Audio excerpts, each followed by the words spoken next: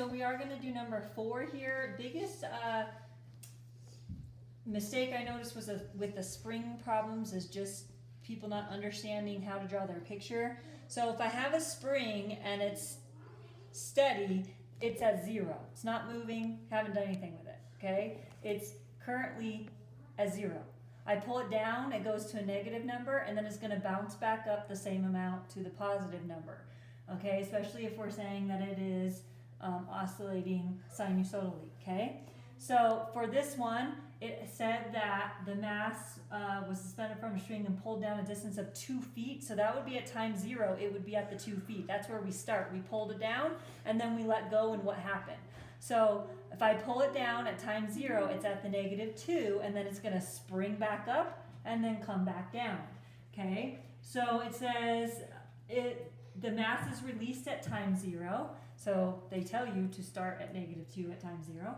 If the mass returns to this position after 1 second, find an equation. So they're saying it's going to end up back down here at 1 second. This is a minimum to a minimum, which means that this is a full period here. So my period is 1.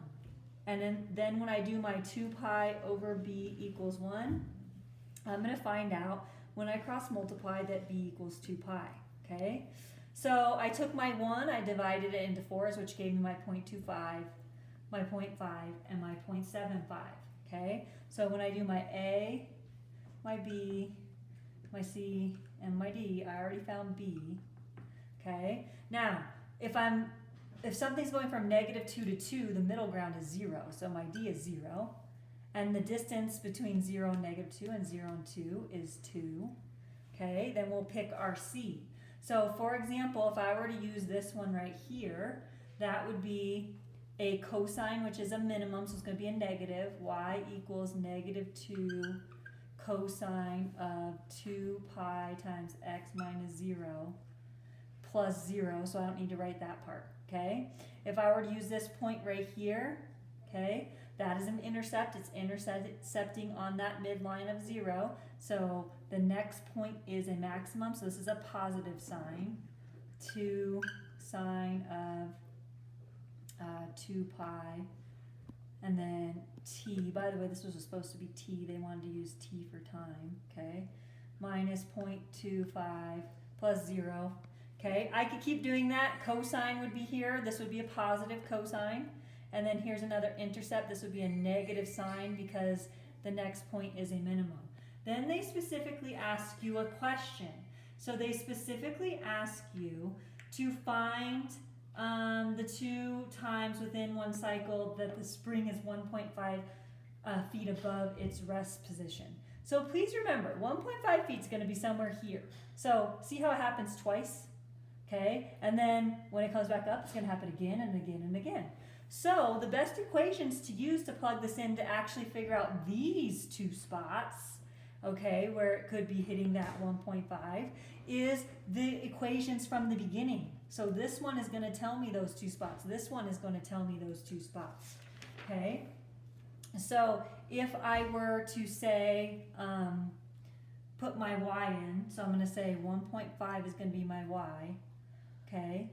I'm going to go ahead and just use the cosine one because that's going to be easier. So -2 cosine, and then here will be 2 pi.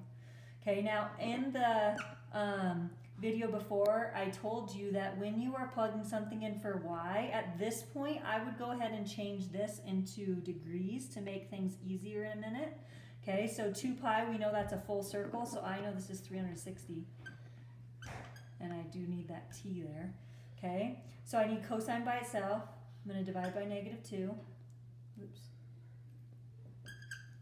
Okay, so this one's going to be -0.75 is equal to cosine of 360t. Okay, and then I'm going to go ahead and take the inverse cosine of both sides. Okay. So when I do the inverse cosine, remember now I'm in degrees, so please make sure that your calculator is actually in degrees, because if it's not in degrees, it's going to give you the wrong answer. Okay, so let's see, this is inverse cosine of -0.75.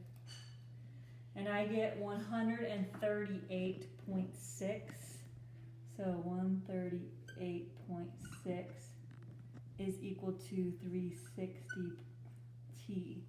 Okay? Now, remember, when I get that 138.6, there's also another answer to that. We learned that in our last trig section. So if I do 360 minus that 138.6, my other possible angle is 221.4 equals my 360t. Sorry, it's getting a little squished.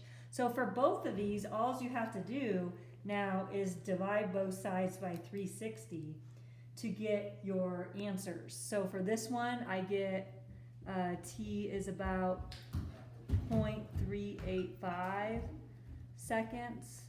And for this one, 221.4 divided by 360, I get about 0.615 seconds, which makes sense because right here is 0.75, so it makes sense that somewhere before that is the 0.615 and somewhere after 0.25 is 0.385. So it does make sense that these are my two answers and they are within that first cycle there.